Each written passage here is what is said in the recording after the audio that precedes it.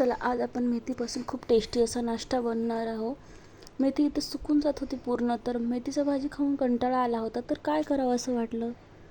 तर विचार केला चला आज आपण मेथीचे धपाटे बनवूया. तर मी इथे मेथी छान अशी नीट करून घेत आहे, जे छान हिरवी हिरवी आहे ते इथं घेत आहे. उन्हाळा आलेला आहे, लगेच मेथी सुकून जात आहे. एक दिवस झाला की लगेच मेथी सुकून चालली. मिरच्या पण बघा कालच आणल्या होत्या, पूर्ण असे सुकून गेलेल्या आहेत. तर चला आज आपण मेथीचे धपाटे बघणार आहोत. खूप छान लागतात, खूप टेस्टी लागतात. नक्की तुम्ही ट्राय करा. तर मेथी छान मी नीट करून घेतलेली आहे, स्वच्छ अशी पाण्यानं 2 पाण्यानं वॉश करून घेत आहे घेतलेली. आता आपण इथे मिरच्या नीट करू. मिरच्या पण मिक्सरमध्ये टाकल्या की मिरच्या पण निघत नाही. त्यासाठी तुम्हाला एक पण ट्रिक सांगते मी. मिरच्या टाकल्या की लगेच जसेच तुकडे राहिले तर ते बारीक होत नाहीत. त्यासाठी काय करायचं आपल्याला, हे बघा इथे सुकलेल्या मिरच्या आहेत माझ्या.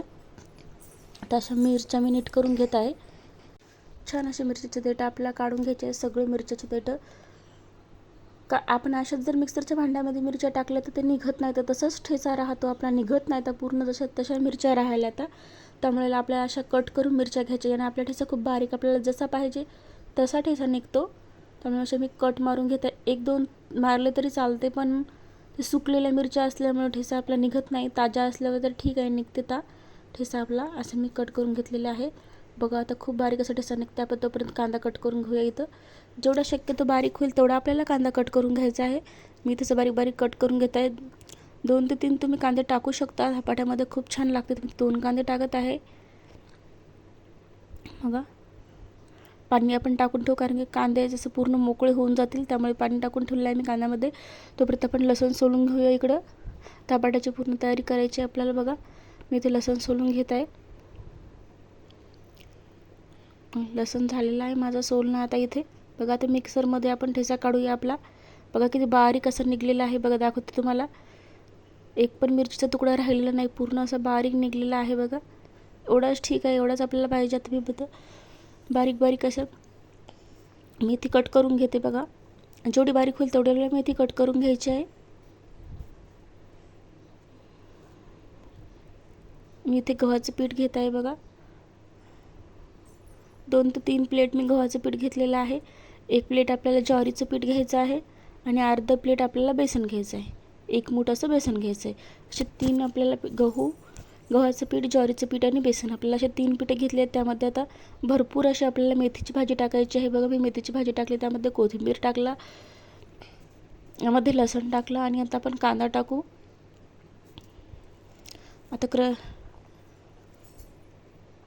आता आपण ओवा टाकू क्रश करून. मी ठेचा टाकते अगोदर. ठेचा टाकला, त्यामध्ये ओवा टाकू, हळद टाकू 1 ते 1.5 चमच हळद. भरपूर असे आपल्याला तीळ घालायचे. तुम्हाला आवडत नसेल तर स्किप पण करू शकता. तिळाने खूप छान टेस्ट येते, तीळ टाका नक्की. असं एकजीव आपण असं पीठ करून घेऊ. आता थोडं पाणी टाकून आपण पीठ चुरून घेऊ.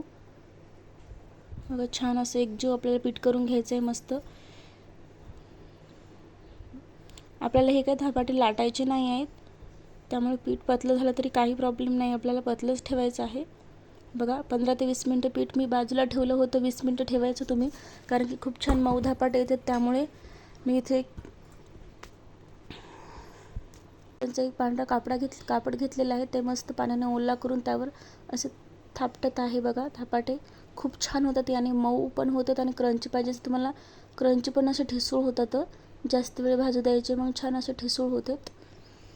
बघा असे मऊ पण होतात खूप. बघा किती मऊ झाले. बघा दुसरे एक तुम्हाला दाखवते. बघा मी किती छान असे, जसं आपल्याला शेपमध्ये पाहिजे तसं आपण तेवढं जाड पातळ करू शकतो. बघा ह्या असे मस्त रेषा मारल्या की ते वर वाफ येते, ती हीट जी असते ते त्याने असे आपले छान कसे भाजते ते धपाटे. त्यामुळे आपल्याला असे रेषा मारायचे आहेत. बघा किती छान असे झालेले आहेत. बघा आपले धपाटे